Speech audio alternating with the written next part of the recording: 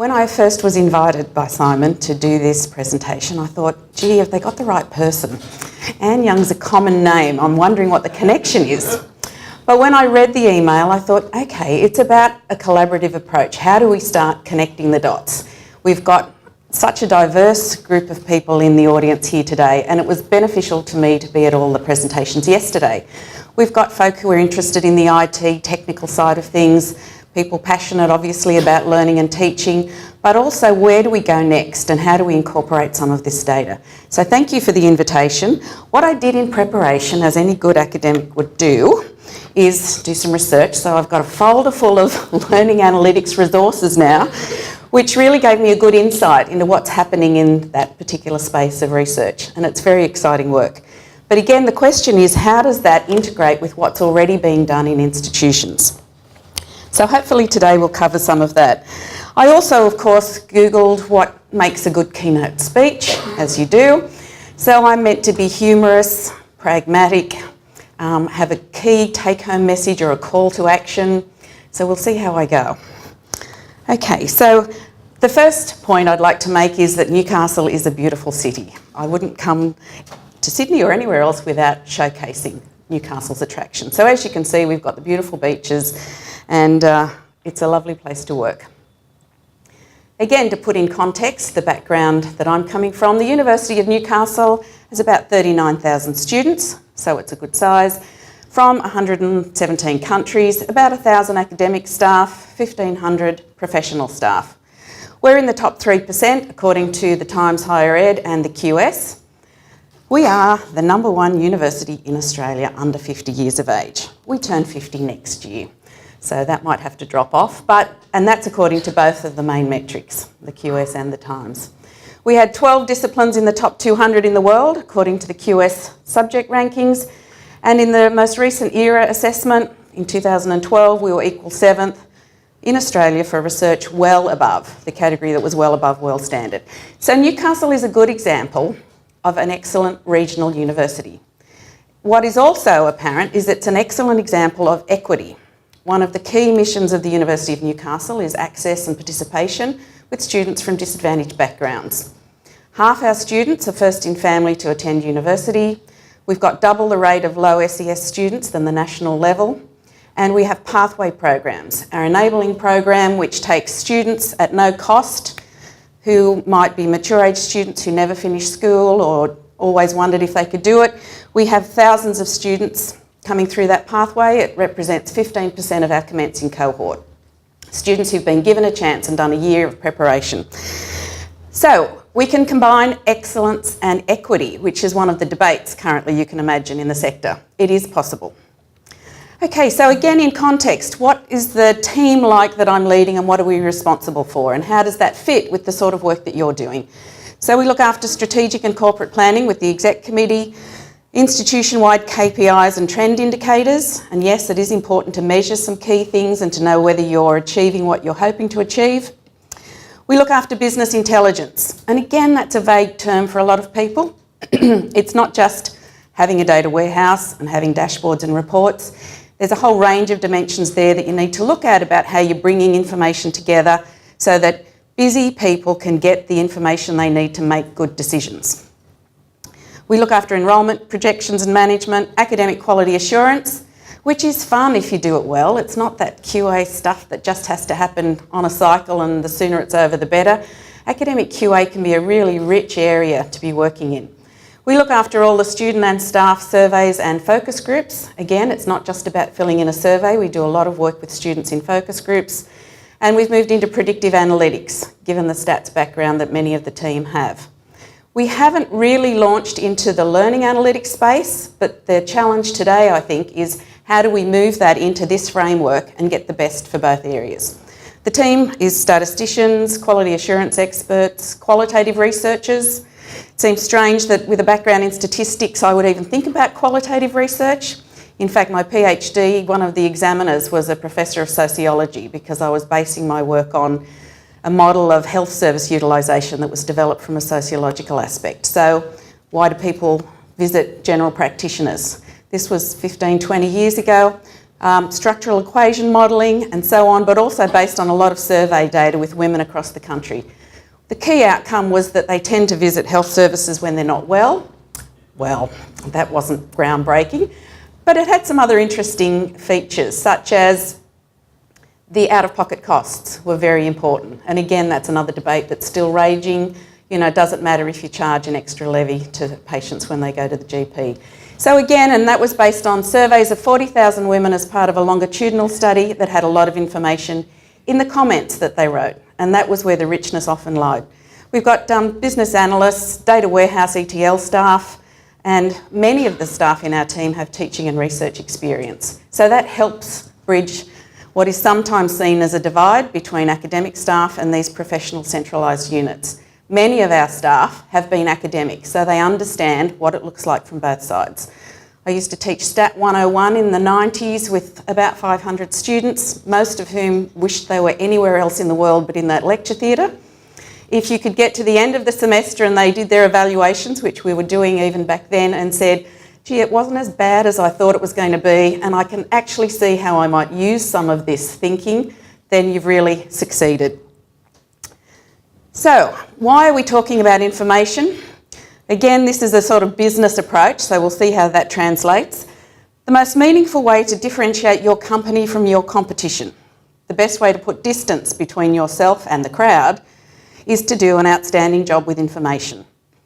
How you gather, manage and use information determines whether you win or lose. Not that it's a competition in academia. So how do we translate that? And who said that? Well, if you haven't seen it before, it was Bill Gates. And I think that's how you can move your business into another sphere. So the message here is about how you're using information. So what sorts of student data do you have in your institutions? Are you aware of what's available? What's available before the students even start the first day of their course, whether it's online or face-to-face? What do you know about the students before they start? All of the application data. You'll know the pathway they've come from. What was the highest qualification that gained them entry? Was it from TAFE? Was it from high school? How long since they've last studied? Did this high school qualification happen last year or 10 years ago? You also know their socio-economic background in terms of their postcode, and actually we're now geocoding addresses at a much finer level than USA 1 level. So you've got an idea of the area that they were from. You know things like their gender, their age, you know their preferences. Was this their first preference? Are they starting this course with the thing that they really wanted to do, or perhaps it's their second or third preference? So that's even before they start. Then when they enrol, you've got lots of information about the program they've picked, the courses. So let's have a look. You've got all the information that comes in during the application process, during the enrolment process, where they answer a lot more questions about disability and so on. That's part of the national data set that needs to be collected. You've got information about the programs and courses that they're selecting. You can then start tracking retention. That's not necessarily this big, bad, macro, blunt thing, which was interesting to hear some of the language yesterday. Retention is good. Why is the focus on retention good? Well, we all talk about the metrics of revenue. Well, that's important. We do need to pay salaries. So revenue is one very important component. Why else is retention important? Yeah, we've got half our students first in family. Does it matter if they have a good experience? Absolutely. If they drop out and feel like they didn't belong and it's not working, that's potentially the next generation and the next generation after that won't benefit from that education. So retention's very important from a social aspect as well as a revenue aspect. We know their success, the percent of load, which is the courses that they've passed. We know when they complete and how long it took. We know about some engagement metrics, which again is the interest that's being raised here about whether they're attending things, using the library, what's in the learning management system, are they attending special tutorials, workshops. We've also got their survey data from internal surveys, national and international surveys that we are all part of as the university sector. Then we have focus group data about students. What are they actually thinking and saying on a whole range of things? We ask students about what they think of services and facilities. What do they think about parking? What do they think about the mosquitoes? Regardless of what we ask them, students talk about teaching and learning and the quality of teaching and learning. So even if we're asking them about the buildings, it will come back to the core teaching and learning. So everything we do in the learning analytics space has to be in the context of a really good teaching and learning environment. Then again, moving into metrics around social media, and we can then look at graduate outcomes. There's a national survey. Do our students get employment? In what field? How much are they earning? And so on. So how are you going to maximise the strategic use of this information? Are we going to put this together and, more sensibly, what are the questions that you want to answer? We can all drown in data, we can all get a dashboard and play forever, but it might not actually answer any important questions. When I was first looking to move into this space from academia, it was part of getting ready for what was then the ORCA Quality Assurance, and I thought, yeah, I'd really like a challenge. I was in a research position that was on a 20-year funded study, separate research only, in a research centre, perfect. No teaching, no disruption, not even thinking about strategic plans. But what happened was I thought, well, I could comfortably keep doing this, and am I ready to challenge myself? And the role came up. At that time, I think 2 or 3 of my 4 children were at university, and I was hearing stories about what was important to them, often around the dinner table, and I thought, I think I can make a difference. I missed the connection with students. So I moved into the role, which then expanded into looking after strategy and planning and performance. And the solution at the time when I came in to how to integrate and really make strategic use of this information was to have a management information system. Now let's just talk about what that looked like first. It was delivered in 2009. It's since had a lot more work done to it. So I inherited this system, basically walked in the door as the consultants walked out and said, there you go, it's delivered. So we'll talk about that as well. So what goes into our system, it's a SaaS-based system, is the student records from our student system, HR records, learning management system information is just starting to come in from Blackboard. Lots of information about courses and programs, when they're offered and so on. The survey data, not all of these are complete yet. Research data is now coming in, so we know about publications and income in the combined warehouse. Finance data is next on the list for next year. We know applications data from our UAC centre. Engagement data is the one that we'll be looking at in a project next year, and outcomes in terms of student outcomes. So what you can have is data silos, then you put them into your warehouse or management information system, and then you can produce a range of reports, dashboards, interactive, static, maybe just looking on one particular area of those data inputs, maybe combining them. And we're just ready to launch a visual analytics system that sits on top of the SaaS product. So there's a lot more scope for academics and professional staff to get in there and have a look at, can they answer the questions that are important to them? So you end up with a holistic perspective. Is that the solution? Is that the way to make strategic use of the data, particularly student data? Well, I would say no. It's part of the solution. If you have a management information system, that's great. Where does it sit? And who's involved in helping make sure that there's good data products being developed?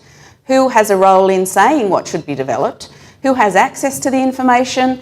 And how are the students benefiting from the information that's being generated? Are you being able to answer the key questions?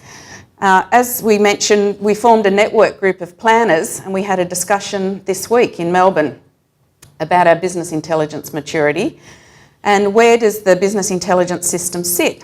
And again, that's different in every institution. Sometimes it's in finance, sometimes it's in IT. Most people were shaking their head about that's probably not where it needs to sit. Often it's in the academic area.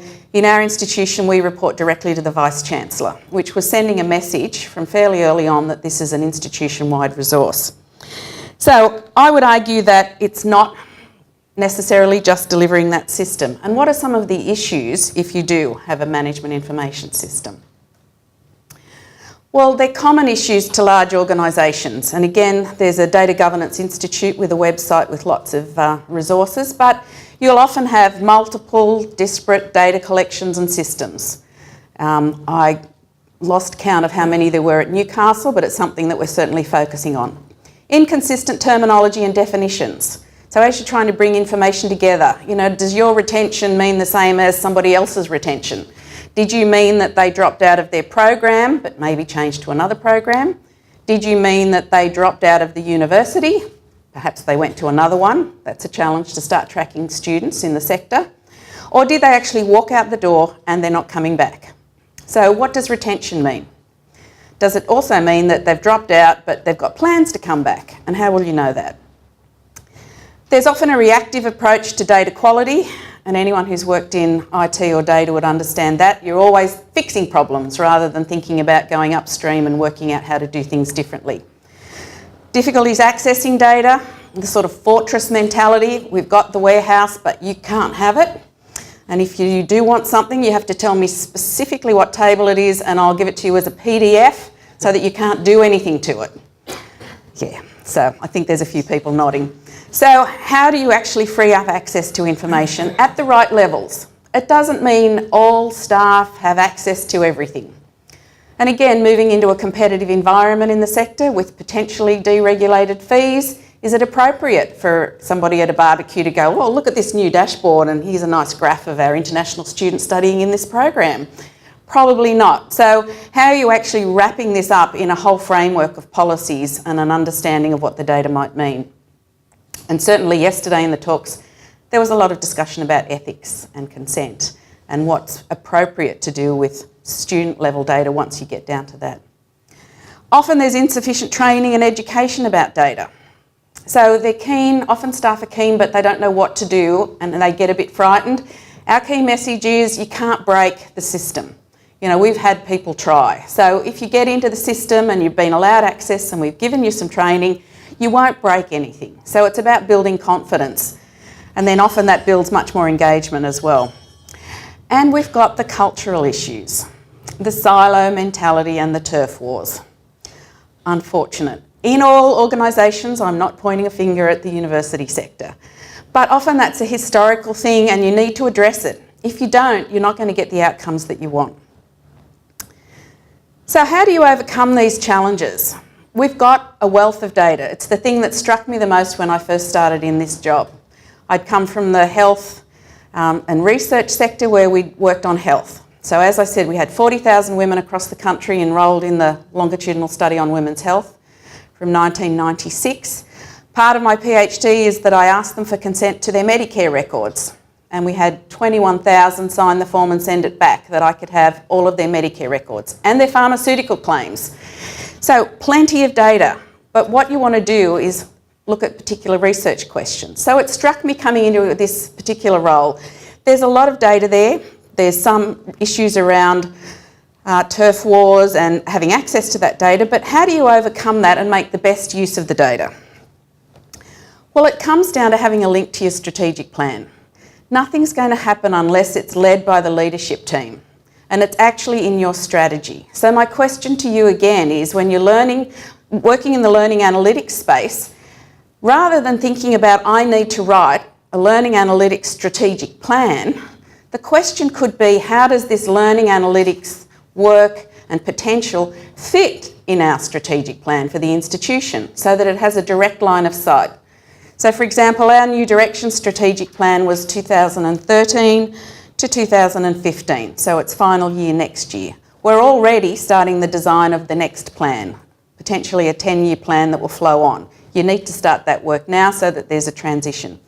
One of the strategies in the education plan in particular is to achieve student success. Note success comes before retention. Success and retention above national and international benchmark levels through the provision of diagnostic information to inform targeted action plans by faculties and divisions. It's not just by faculties. The divisions have a key role in helping students because it's not just about whether they're engaging with Blackboard or Moodle, whether they're looking at the content. That has to sit in a whole context of what's happening in the lives of those students. Are they having difficulties with financial matters? Are they working full-time and trying to study? All sorts of other issues that might come into play. So what happened was it was front and centre in the strategic plan. But again, how did we get to this point? That in 2013, this was a clear mandate. And is it okay to just have that in the strategic plan and then everybody gets a copy and they put it on their shelf And they go, yep, we've got a strategic plan, now I can get back to doing what I do. How does this make a difference? How does it work in your institutions? Do you have a clear line of sight between what you do day to day, or maybe at a quarterly review, and what's in the strategic plan? What you need is that cascades down. So every year there's a corporate plan, an annual plan, then that rolls out into faculty and division plans, school and unit plans, and right through to the performance discussions for staff. So staff in my team know how what they're doing rolls up to help support this. Obviously this is a key one for us. There could be other strategies across the plan that aren't key for us, but this one is. So what you need to do is to link it and have some metrics. You've got to have the KPIs, you've got to have some accountability, and so on. So it's about having leadership that's strong, and it's about having the strategy there that everyone needs to have a look at and try and align with. But how did we get to this point? So the other thing they said on Google about a good keynote was to tell lots of stories. So here's the story of what it looked like when I came in 2009, which is about 5.5 years ago. And I will say now it takes probably 4 to 5 years to make a difference in a large organisation. So let's look at what happened in 2009. Well, there was a focus on improving the student experience. Why? When I first came in, I did a strategy map about the things that the university said it wanted to do, and I colour-coded where I thought we sat. One of the big bubbles on our strategy map was student experience, and I colour-coded it red. And the question was, well, why is it red? We were in the bottom quartile of the sector at that stage in the graduate survey for overall experience. So when graduates were asked to rate their overall experience, 39 universities, we were in the bottom quartile. Teaching quality, we were in the bottom quartile. Generic skills is the other main measure about all your transferable skills. We were doing pretty good with that one. So my question was, if we're in the bottom quartile for overall experience and teaching quality, I think that's red. And to their credit, I think it was recognised, and then there was a new approach. How do we know what's happening? Now, this was probably prior to being able to do a lot of learning analytics, so we did it the old-fashioned way. We actually talked to students and we asked them what was going on, and we did it in a comprehensive whole-of-institution approach, which, again to their credit, was endorsed by the senior management. So the surveys when I first came in were paper-based, and there was 1 or 2 staff who counted the pieces of paper, sent them out, got them back, scanned them, did the report, uploaded it, end of story. Did anybody really engage with those reports? Well, who knows? So what I did was move them to the online environment, and we just reduced the number of multiple choice questions, and then we said, what was the best thing about this unit of study that you did? And what do you think needs improving? Type in your answers, tell us what you think. And we did that for every unit of study, every time it was offered, and we're still doing that. Why did we do that? There'd been a cyclic approach in the paper surveys that it would be every second offering. Who was monitoring that? When we started to dig, there'd been courses that had maybe been offered 3 or 4 times with no feedback. So let's do all of them every time. All the comments were read and coded, and that was about 55,000 comments just in the first year alone. Now I know I can see the questions. How are you going to have the resources to do that? Well, why wouldn't you put some resources into doing that if you want to improve and understand what was happening? So we read them and we coded them. Then we did integrated qualitative and quantitative reports for every unit of study. We've since moved to a more prioritisation, so we now focus on the ones that from some of the key metrics need more attention. Then we did summary reports for executive committee and every school and faculty showing comparative data. We put reports on the web for staff and for students and told them where to find them. That was a good move, actually saying to students, front and centre, this is where you can go and look at the feedback from your course last semester or the feedback from the course you're thinking about doing next semester. Let's make it transparent. Ongoing meetings with heads of schools and academic staff. So there were lots of conversations.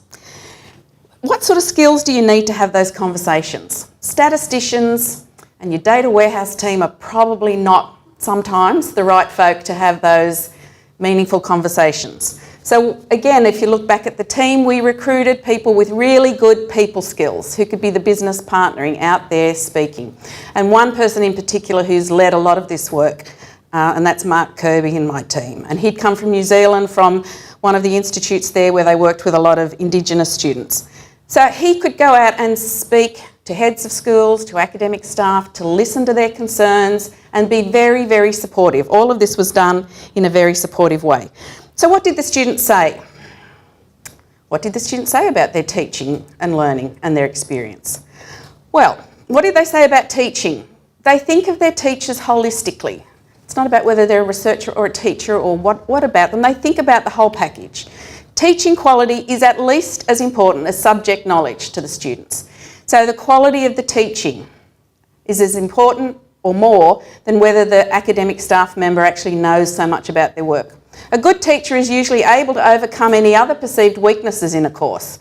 Maybe the room wasn't great or there was something about the timetabling, but if you've got a great teacher, that doesn't matter. Students link their own motivation to the quality of teaching they experience. So if they've got great teaching quality that they're experiencing and in a consistent way across their courses, they're more motivated. What did they say about relevance? Learning is interesting when it connects the study that they're doing to their personal aspirations and to the real world. So again, this isn't rocket science, and we could have gone and done a literature search and found most of this, but it's very powerful when this is coming from the voice of the students, and I think that's the difference that it made. Teaching that shows clear relevance between what's being taught, why it's being taught, and how that will help with the study and assessment and outcomes and their career paths. That's highly valued. So again, it's important to know the voice of the student. And this was in 2009, remember. This was a turning point, 5.5 years ago. What did they say about structure? Learning works well when the content is organised, when the themes are linked and all course elements are well integrated. Lectures, tutorials, laboratories, practicum and other learning should all support each other. They should see the connections. Learning and teaching methods, assessment approaches and course content should be coherent, and courses and programs should be designed to provide supported learning by building on content and assessment throughout the course and program. So the scaffolding approach, and again remembering that half of our students, first in family, probably having that imposter syndrome where they're stepping onto campus going, I probably shouldn't be here. Soon they're going to find out that they've made a mistake. I probably shouldn't be here. So you've actually got to overcome that by making it scaffolded. The students that are ready, they can accelerate quicker. The ones who aren't need to be engaged and supported, which is what we spend a lot of time doing. What did they say about flexibility? Having the opportunity to learn in ways most suitable to their style, environment and pace. And again, 5.5 years ago, we've now got the potential with what's happening in the learning analytics space to make that a reality so that it's much more targeted learning for students. Flexibility of delivery may be required to accommodate personal circumstances. Again, students have a life outside their study. And learning happens in different ways and at different speeds. Again, the voice of the students. What did they say about assessment? There is and should be a connection between assessment and learning. Again, pretty fundamental. Information about requirements is appreciated. That's good. Getting feedback soon after the tasks and other learning demonstrations aids their learning. And the relevance of the assessment itself to their content, course and aspirations is often unclear. So that was the voice of the students. What do you do next? Again, do you just put that report on the shelf and go, well, that was an interesting exercise? Or do you actually take some action? Who's responsible for that action and how are you going to know that it's made a difference? So what are some of the common drivers? You have to address what's going to be some of the barriers to change behind passive response or resistance to change. Well, we heard them all. Response rates were too low to these surveys to be valid, so, and then it's only the whinging students who fill in the survey, so, not a problem in my course. Or the data's not relevant or it's out of date, which is why we needed to turn this around fairly quickly. I can see a lot of people smiling and nodding as if they've seen some of this before, that it's a student deficit approach. It's about the students. If we could just fix that, everything else would be fine. There's not enough time or resources to make a difference or to do anything differently. Change is not a priority. So that's what you're often facing. But what we found is that having results that demonstrate improved outcomes is critical to make sustainable changes. What we then focused on was the areas that were the early adopters and who said, yep, okay, we're prepared to give this a go. If you focus on the early adopters, then the middle pack tend to look at them. If you focus on the areas that are very resistant and you've got everybody looking at them, you're going on a downhill spiral. So we focused on the early adopters. And there's some good literature again about how you go from denial and anger and resistance, finally to acceptance, and then you might even get to where you've got enthusiasm, which is the point we're at now. We've got a lot of folk really on board and very enthusiastic. And probably at this point it's worth saying, I'll show you some of the strategies that we went through, that as of last year we moved into the top quartile in teaching quality in the graduate survey and student outcomes, the whole student experience. Their overall impression of their experience doing that program of study. So in a 4-year period across 39 universities, we moved from being in the bottom 10 to the top 10. And now we're in the top 10 for all 3 scales. And that happened because of a concerted strategic approach led by the leadership team with resourcing at the start. So they actually put some extra resources in. Student experience, people in each faculty to help, because sometimes you need that kickstart. So it did make a difference, and it's now great. I mean, we can actually celebrate it. The first year after this, we were still in the bottom quartile, but our improvement was bigger than any other university, and that was all it took. We just said to everyone, we're not there yet. This is going to take a while, but our improvement year on year was better than any other university. Let's keep at this. So the early adopters, what did they do? They started some student forums talking to the students, a student-centred approach. They responded positively to what the students had been saying in these surveys. They put in more student support, social events, because it's again about engagement and a sense of belonging. Quality assurance mechanisms were strengthened so that there was accountability. If a course didn't score well, it wasn't the big bad people from our unit going with a number and hitting someone over the head. Again, there's too much conversation that's in that framework, which is not a good idea. What you need is a supportive approach to say, there's indications that there's some issues, let's see what we need to do. So always in the positive approach. And nobody gets hit over the head by us. Maybe by others, but not by us. Teaching improvement initiatives, lots of peer review of teaching where that was agreed and acceptable. Promoting excellence in teaching. I think most universities have awards, but really, really integrating that so that there was a good success being celebrated. A focus on academic development. If it is an issue that the staff were too busy or didn't have the skills to make some of the changes, then let's put some support in there to make that happen. Support for program and course coordinators, better induction of the casual staff because they have an important role to play, more accountability, and things like embedding career advice and work integrated learning all the way through the program so that it's normalised. You don't go off somewhere separate to have a discussion about your careers. There were some institution-wide strategies then about improving lots of things around the management of courses, the design of courses, looking at the diverse cohorts. We now actually provide reports to program conveners and to course coordinators that tell them through the portal, and they can look and drill in what's the background of the students, what pathway have they come from, socioeconomic status. If they're in your course, which is our unit of study, what program are they coming from? Okay, I've got 500 students, but there's these ones from engineering sitting next to these ones from mathematics and so on, or these are nursing students who are doing my course. How am I going to adapt the content and the assessment items to have relevance to them? So that was sort of very enlightening for the students. So tailored support, language support, diagnostic tools, phone calls to students who withdrew. So we just thought part of the issue is the pre-census attrition. So before they've even hit the census date, you aware of census date? Yes. So that's when you lock in that you're paying and the student is actually enrolled. You have dropout before that point, and they're never even on the books in the sense of the national stats. So we called all those students and said, what are the issues? Why did you take that decision? It turned out, of course, that some of them were surprised or overwhelmed at the demands. Lack of confidence was a big issue. Unfamiliar processes, just not knowing what to do and where. They needed a more flexible approach to study. They were unaware of the support, even though it seemed that they were being communicated with, that needed to do something different. Personal commitments or feeling out of place. So again, you can put in targeted responses. So that was the first stage. Longitudinal focus groups. We bring the same students back and refresh the cohort each year for the last 5 years and ask them about their experience. We did move into phase 2, which is that next predictive modelling, which isn't the best type, but it's at least looking at what you know before they set foot on campus or log in online for their first semester.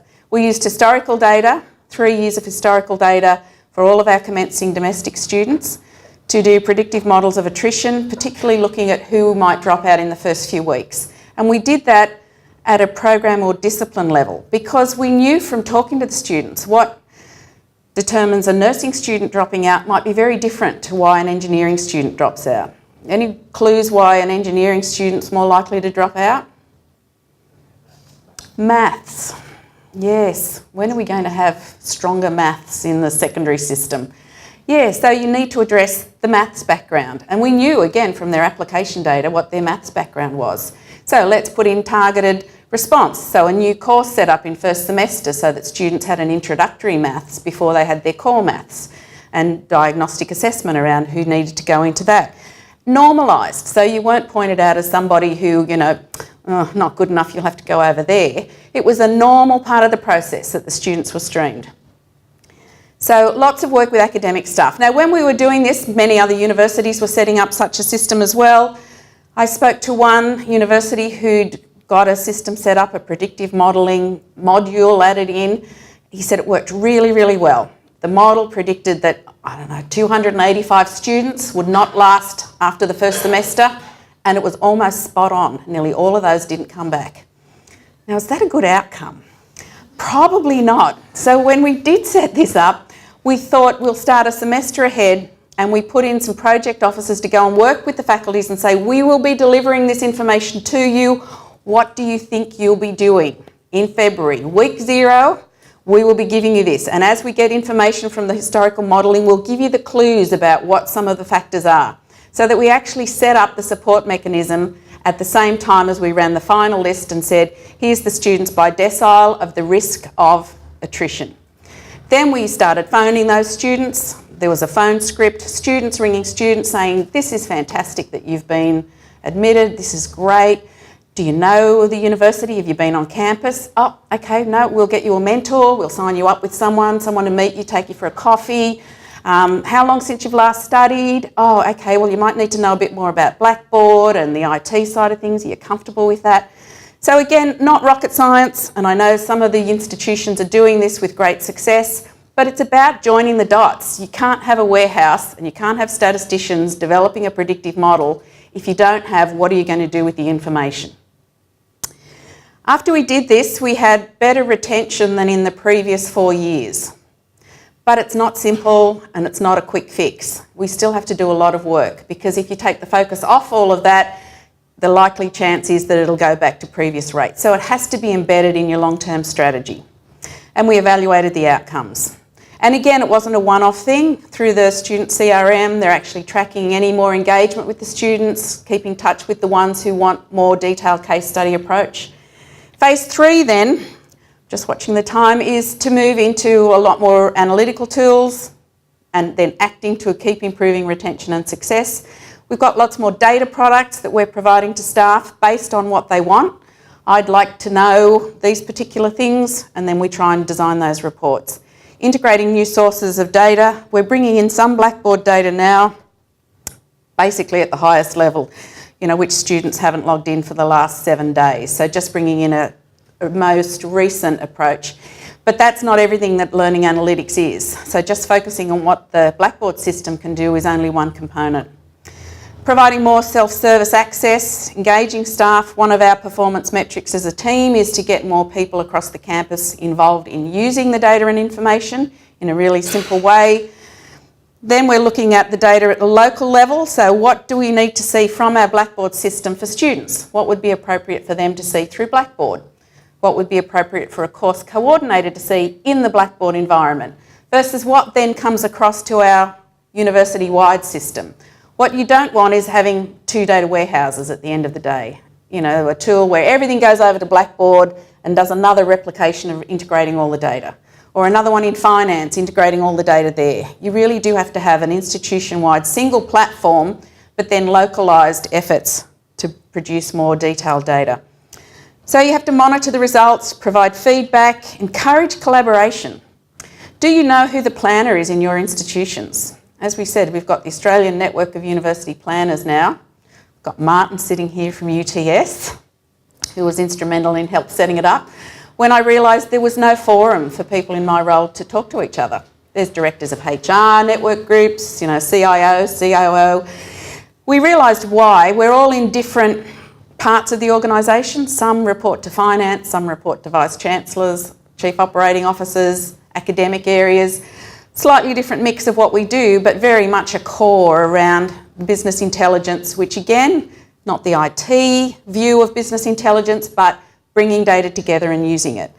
And you celebrate success, which is what we've been doing. But I guess the question is then, how are you assessing your business intelligence maturity in your organisations? And how is this learning analytics research and work going to fit in with that? Is it something that's going to sit to one side? You develop some tools in a research sense, test them. How are you going to then integrate them? And the dimensions around business intelligence are that you have a central team that you know you can work with, that they're the ones who are going to help you pull the information together. So there is somewhere to go. It's about the breadth of data that you've got in there, and they talk mainly about the 4 key dimensions of education, research, HR and finance data at an institutional level. What should you be bringing in terms of learning analytics? If you do develop great systems and tools that help the learners and you're evaluating them, how is that making a difference to your institutional approach to what should be rolled out more widespread? How are you evaluating that? Do the business units, such as faculties and schools and units and divisions, do they understand? Are they aware of this system? Are they helping with it? What have you got in terms of products available? Who's using it? Do the users help develop the outputs? Do you have any say in what's developed in your BI environments in your institutions? Do you have access to any data? Maybe these are some of the questions you could ask. Data management and data quality. How good is the information coming through? And do you have some sense of responsibility for what you might be, looking at in your data collections? Is it of value to the business? Well, it needs to be. It's not cheap. Anyone working in this space would know you can't do anything under $1 million. And if you are, then you've probably been talked into something that is going to end up costing you $1 million, because as soon as you start to do anything in this space, it's complex. So it has to demonstrate return on investment, which is what we're trying to do. Well, I think we've done. And where is it positioned in the institutional strategy? Where's learning analytics positioned in your institutional strategy, let alone its connection to business intelligence? It's great to be working and be focused, but again, how is that going to translate? So, I suppose in my research again, I found this quote, which I thought was great: big data, the next frontier for competition, which was a McKinsey report in 2011, which again was in the frame of reference of the last 5 years when we were working. And it says, analysing large data sets will be a key basis of competition as long as the right policies and enablers are in place. So what are the policies and enablers in your institutions and in the units that you work in to help making analysing big data sets of value? Companies and policymakers must tackle significant hurdles, some of which we've discussed this morning, to fully capture big data's potential. And I love this bit, including a shortage of skilled analysts and managers. So that's just my soapbox at the moment about, starting children from a very young age loving mathematics and loving logic and reasoning, and balancing that with some of the arts and social sciences. But we need people who are good at understanding data. Are you recruiting into key positions in your institutions and having one of the requirements that they have an understanding of how to use information? Otherwise, you'll be pushing out data products and pushing out your LMS and pushing out some of this great learning analytics research to people who may not fully understand what they need to do or can benefit from that information. So I guess the question is, how is your institution managing these challenges and accelerating the strategic use of student data? And hopefully we've covered lots of the different interests that I heard yesterday. As I said, it was great being here yesterday. We've got everybody from IT to teaching and learning to the real in-depth what can happen in that learning analytics space at an individual student level. How do you roll that up to using student data at a whole of institution level? So happy to have any questions or discussions. I love that slide again because it helps us realise why we're doing what we do. Successful, happy graduates at the end of the process. You'll hopefully have had a very, very good experience. Thank you.